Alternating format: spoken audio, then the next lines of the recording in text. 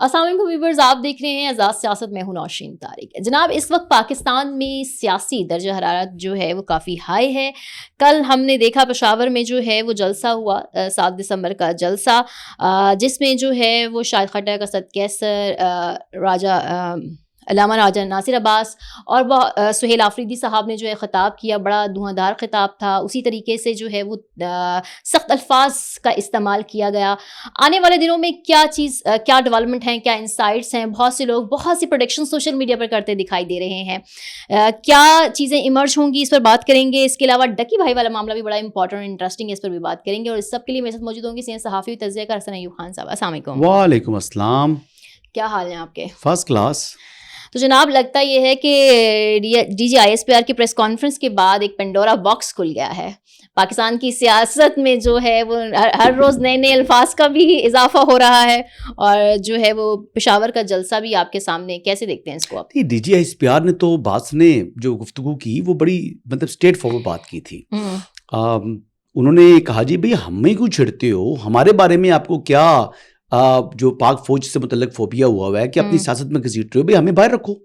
ہر بات آپ جو ہے فوج سے متعلق کرتے ہیں. انہوں نے کہا یار اپنی سیاست کریں آپ. لیکن اچھا، اور مزے کی بات یہ ہے کہ میں نے ایک کوشچن کیا تھا مساجد میں کتے باندھنے سے متعلق جو الزام عائد کیا تھا سہیل آفریدی نے، اور بعد میں جو انہوں نے پوری بات کی اس میں انہوں نے بعد میں اینڈ میں کہا کہ جناب یہ جو باکنگ ڈاگز ہوتے ہیں، کتے بھونکتے رہتے ہیں، آپ کو ان کو جو ہے زیادہ جو ہے نا اہمیت نہیں دیتے. انہوں نے یہ بات ہوئی تو پھر شفیع جان نے بار بار جو ہے نا کندھا استعمال کر کے D G S P R کا تو سہیل آفریدی کو کتا کہتا رہا. تو کیا ان کا اشارہ سہیل آفریدی کی طرف نہیں تھا؟ انہوں نے محاورے میں کہا تھا اور یہ کہہ رہے تھے کہ سہیل آفریدی کو کتا کہا ہے. وہ بیسیکلی انہوں نے سہیل آفریدی کا ذکر نہیں کر رہا تھا، وہ اس مائنڈ سیٹ کی بات کر رہے تھے. اسپیسیفک بات نہیں کی تھی کہ جنگ کے درمیان جو باتیں ہوئی وہ جنگ کے درمیان کیا اس نے بات کی تھی، آئی ایم ایف کو خط لکھنے والی بات کیا سہیل آفریدی نے کی تھی؟ نہیں کی تھی نا. یہ باتیں تو اس نے کی نا، سہیل آفریدی نے کی. تو یہ باتیں جب وہ کر رہا ہے تو وہ کس کو وہ کہنا چاہ رہا ہے؟ غصہ کو اپنا سکور سیٹل کرنا چاہ رہا تھا اللہ کا بندہ. اس نے جناب ٹکا کر جناب وہ گالیاں دی اس کو، کیا نام ہے، اور بس ٹھیک ہے جی. اس میں مرضی ہے ان کی،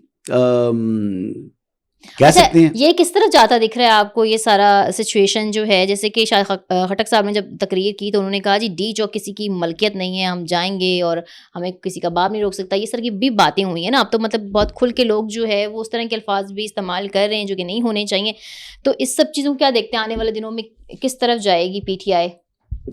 نہیں، پہلے بات کریں نا. اب میں یہ بات کرنا چاہ رہا ہوں کہ کسی کے باپ کا نہیں ہے ڈی چوک تو آپ کے باپ کا بھی نہیں ہے نا. یا آپ کے باپ کا ہے؟ کسی کے بھی باپ کا نہیں ہے. ہاں، تو پھر جو ملک ہے وہ قوانین کے مطابق، ریگولیشنز کے مطابق چلتے ہیں. جب قانون پر عمل درآمد نہیں کریں گے تو پھر آپ کو سارٹ آؤٹ کیا جائے گا.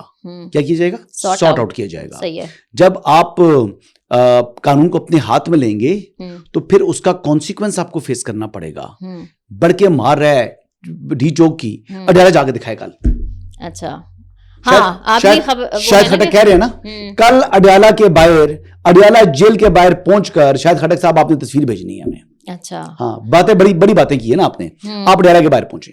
اچھا، آپ نے سارٹ آؤٹ کی بات کی اور اسی پہ بہت سے لوگ یہ کہہ رہے ہیں کہ جو ہے سہیل آفریدی جو ہیں ان کا آخری جلسہ ہی ہے اور اس کے بعد عمران خان کے ساتھ والی کال کوٹری ان کے لیے تیار ہے. اس طرح کی بھی باتیں ہو رہی ہیں. ایسی کوئی کارروائی ہوگی ان کے خلاف؟ وہ سمجھدار آدمی ہے، وہ بیوقوف نہیں ہے. سہیل آفریدی وہ آپ نے خطاب نہیں دیکھا اس کا؟ اس نے ایسی کوئی بات نہیں کی، ریڈ لائن کراس نہیں کی. ریڈ لائن کراس کی شاید خٹک نے اور شفیع جان نے. ہاں جی، اس نے نہیں. شاید اسی کا نام سیاست ہے. جی شاید اسی کا نام سیاست ہے. جی اسی کا نام سیاست ہے. اور انہوں نے اسی کا نام سیاست ہے نا کہ شفیع جان جو محاورتاً کہا تھا، جو بات کی تھی، اور وہ محاورتاً بات کی تھی، کسی اسپیسیفک بندے کے بارے میں بات نہیں کی تھی، کتے والی، باکنگ ڈاگز والی، لیکن وہ کھینچ کے لے کے چلا گیا کس کے اوپر؟ سہیل آفریدی پر. اچھا، اس نے کیا کہا تھا؟ اب دیکھیں نا، کیا ملک ڈیفالٹ کر جائے گا؟ کیا سہیل آفریدی نے آج تک کبھی کہا ہی ہے؟ عمران خان نے کہا تھا نا. اچھا، اس نے کیا کہا تھا؟ کبھی vice chief of army staff لگ گیا ہے؟ کیا یہ بات کی سہیل آفریدی نے؟ نہیں کی. اچھا، تو یہ بیسکلی یہ ذاتی مسئلہ ہے. وہ زبردستی کتا ثابت کرنا چاہ رہے سہیل آفریدی کو شفیع جان. میں تو اصل میں 2-4 پروگرامز کے اندر نا میں نے کہا کہ جناب Shafi Jan is a good guy, I really like him, اس کو ہونا چاہیے, چیف منسٹر ہونا چاہیے. وہ بات سنجیدہ لے گیا اپنے دل پر. اس نے کہا چلو میں ہوں گا نہیں ہوں گا, پہلے اس کو تو میں کتا کروں نا. وہ بار بار کتا کہہ رہا ہے. اچھا کل بھی اس نے جو حرکت کی ہے شفیع جان نے, وہ بیسیکلی اس نے کہا کہ جناب میں بیان شان دے کر معاملے کو گرم رکھ کے تو سامنے کر دوں گا آفریدی کو. آفریدی بات بھام گیا.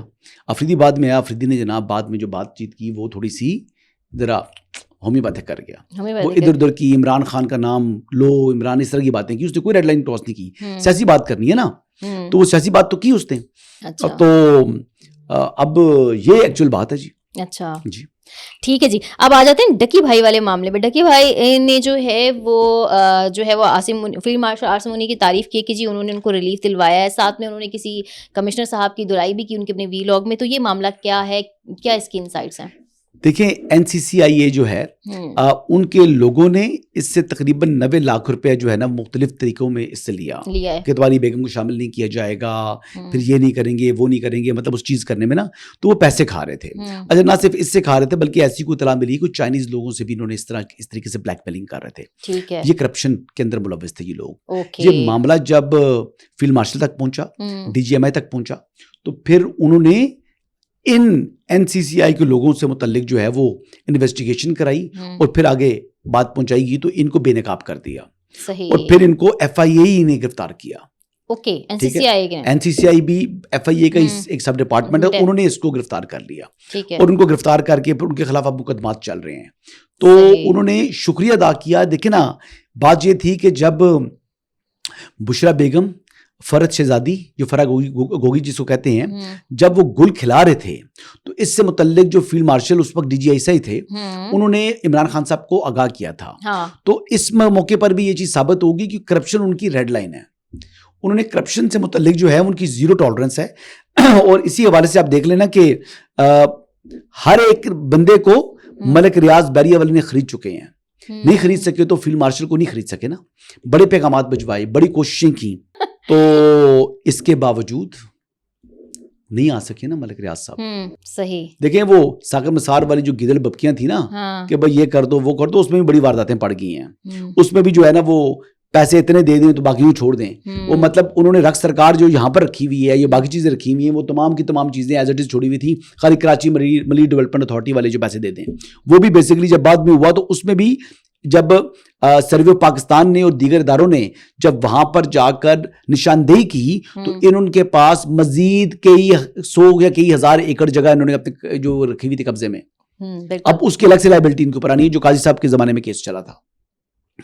تو یہ نہیں خرید سکے نا. تو یہ CDF کی بڑی کلیئرٹی ہے ان چیزوں کے حوالے سے, تو وہ انہوں نے اپنا یہ کام اس طرح کروایا. اچھا جی, اب آ جاتے تیسرے اور امپورٹنٹ ٹاپک کی طرف, اور وہ یہ ہے کہ چیف آف ڈیفینس فورسز کی اعزاز میں کوئی تقریب ہونے جا رہی ہے, ایسا ہی کوئی معلومات ہیں آپ؟ جی تقریب ہوئی ہے GHQ کے اندر. GHQ کے اندر یہ ہوئی ہے. تینوں فورسز کے جو گارڈز تھے انہوں نے سلامی دی, گارڈ آف آنر جو ہے وہ دیا ہوا, اور اس کے علاوہ پھر آڈیٹوریم میں چلے گئے. وہاں پر انہوں نے جو مارکا حق کے اندر پہلے تو دونوں سروسز چیفز کو سومنیئرز دیے, میرے خیال سے پسٹل ہے, اب وہ کس طرح کا ہے وہ مطلب یہ جو میں نے سنا ہے. اور اس کے علاوہ جو مارکا حق کے اندر جو پائلٹس تھے اور جو نیول افسران تھے ان کو بھی سومنیئرز دیے, ان کو بھی دیے گئے ہیں, اور خطاب کیا بڑا زبردست قسم کا. انہوں نے اس میں جو سب سے اہم باتیں تھی, جو دشمن ہمارا ملک ہے انڈیا, پہلے تو انہوں نے بتایا نا جی کہ جو تینوں فورسز کی جو سینرجی ہے اس کے حوالے سے اس کو ایکسپلین کیا. انہوں نے بتایا کہ جی سنگلنس آف کانسیپٹ کی ضرورت کیوں ہے, اور پھر پرفیکٹ ایگزیکیوشن ہونی چاہیے. یعنی جو افواج ہیں ان کو جو ماڈرن وارفیئر کے جو گیجٹس ہیں ان کے ساتھ اکوپ ہونا چاہیے. اور اس کے علاوہ انہوں نے پیغام دیا جو انڈیا سے متعلق بات کی, اپنے جو ہے نا تینوں مسلح افواج کے لوگ موجود تھے, دونوں سروس چیف موجود تھے, وہ خود موجود تھے. انہوں نے کہا کہ انڈیا کے پاس نومیریکل سپیریورٹی تو ضرور ہے, اس کو حاصل ہے, لیکن فتح ہمیشہ جب جنگ ہوتی ہے تو اس میں صاف نیت والی اور حق پر کھڑی ہونے والی افواج کو ہوتی ہوتی ہے. ہے. تو بیسیکلی کہہ دیا کہ بھائی بے شک انڈیا کے پاس نومیریکل اسٹرینتھ زیادہ ہے, پہلے بھی ہم نے ہرایا, دوبارہ بھی ہم ہرائیں گے انشاءاللہ. تو یہ ایک اپنی جو ہے نا وہ افواج کو انہوں نے بتایا, اور بڑی کلیئرٹی ہے ان کو اس حوالے سے. اور یہ پہلے مارکا حق سے پہلے بھی, جب مارکا حق ابھی کشیدگی سٹارٹ ہو رہی تھی, تب بھی انہوں نے جا کر یہ باتیں کی. یعنی اس وقت یہ فیلڈ مارشل نہیں, اس وقت آرمی چیف تھے. اور فیلڈ مارشل جو ہے نا وہ رینک اور اعزاز ہے, کوئی عہدہ نہیں ہے. عہدہ اب جو ہے ان کے پاس وہ C D F and army chief ہے. آرمی چیف آ گیا, ٹھیک ہے. یہ ان کے پاس جو ہے نا وہ جو ان کے عہدے ہیں. اب صاف نیت کے ساتھ جب پاکستان لڑا تو پھر اپنے سے 5 گنا بڑی فوج کو گرا دیا نا.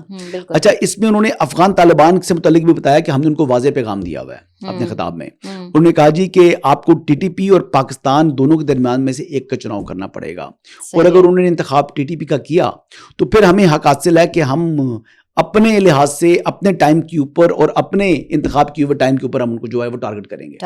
ہاں, یہ باتیں تو انہوں نے کی ہیں. اور اس حوالے سے میں آپ کو یہ بتا دوں کہ ایک اور جو خدشات تھے جو اس متعلق, کئی لوگ کہہ رہے تھے نا جی نا کہ یہ جو اب سی ڈی ایف کا عہدہ بن گیا ہے تو پھر آرمی ہے, تو آرمی جو ہے وہ اب ایئر فورس کے اندر بھی مداخلت کرے گی اور نیوی کے اندر بھی کرے گی. تو انہوں نے یہ بڑا کلیئرٹی سے بتا دیا کہ جو مشترکہ حکمت عملی ہے یہ اپنائے گی, یہ سی ڈی ایف کا جو ہوگا سیکریٹریٹ ہوگا. باقی جو تینوں افواج ہیں وہ اپنے اپنے ادارے کے طور پر کام اپنا جاری رکھیں گے, ان کا کام اپنا جو ہے وہ سیپریٹ رہنا ہے. تو یہ اس حوالے سے لا منسٹر نے بھی یہ باتیں کی ہوئی تھی اور باقی لوگوں نے بھی باتیں کی ہوئی تھی. تو یہ بڑا کانسیپٹ کلیئر کیا. اور مطلب جو خطاب تھا جو وہاں پر موجود تھا, اچھا یہ پیورلی فوجی فنکشن تھا فورسز کا. ایون کہ آرمی آفیسرز کی فیملیز بھی نہیں تھی اس کے اندر, پرائم منسٹر بھی نہیں تھے, پریزیڈنٹ بھی نہیں تھے, صرف فوج کا, پیور پروفیشنل, ٹھیک ہے, کوئی میڈیا شیڈیا نہیں تھا. ٹھیک ہے, لیکن کچھ چیزیں ابھی ٹیلی ویژن کے اوپر آ جائیں گی. ہم ریکارڈ کر رہے ہیں جی تقریباً یہ 1 بجے کے قریب ہم یہ پروگرام ریکارڈ کر رہے ہیں.